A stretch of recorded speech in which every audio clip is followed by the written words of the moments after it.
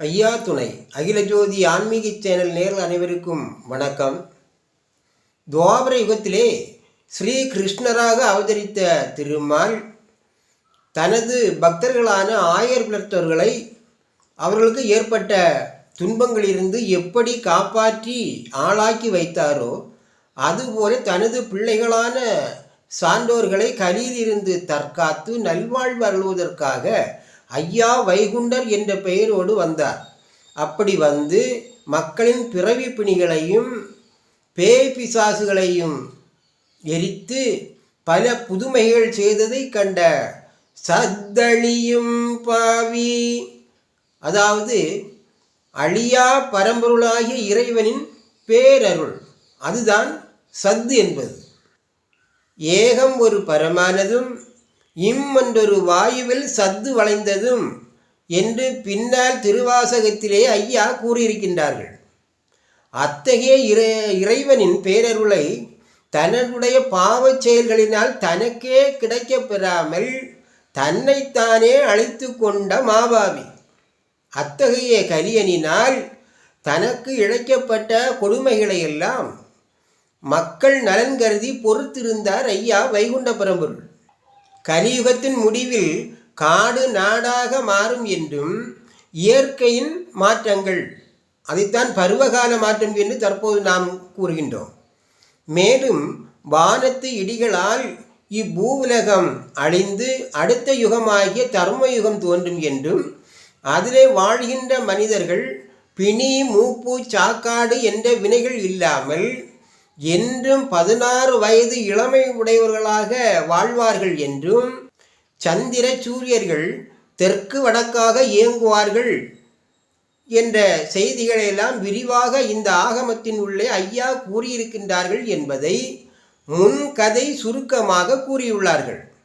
சிவபெருமான் ஒரு சமயம் ஜனகாதி முனிவர்களுக்கு பிரம்ம ஞானம் என்ற அரும்பெரும் ஞான உபதேசத்தை வழங்கி அருளினார்கள்.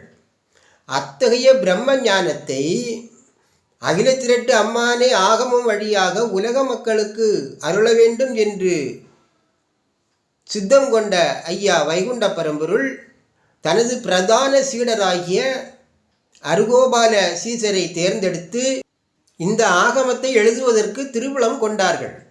அதன்படி கொல்லம் ஆண்டு 1016 கார்த்திகை மாதம் 27ஆம் தேதி வெள்ளிக்கிழமை அன்றைய தினம் இரவில் நித்திரை செய்து கொண்டிருந்த அரிகோபால சீசரின் அருகில் எம்பெருமான் ஆகிய திருமால் வந்திருந்து அவரின் நித்திரையிலிருந்து எழச் செய்து பிரம்ம ஞானமாகிய அகில திரட்டு அம்மானையை உலகத்திற்கு தர வேண்டிய காரணங்களை எடுத்துரைத்தார்கள்.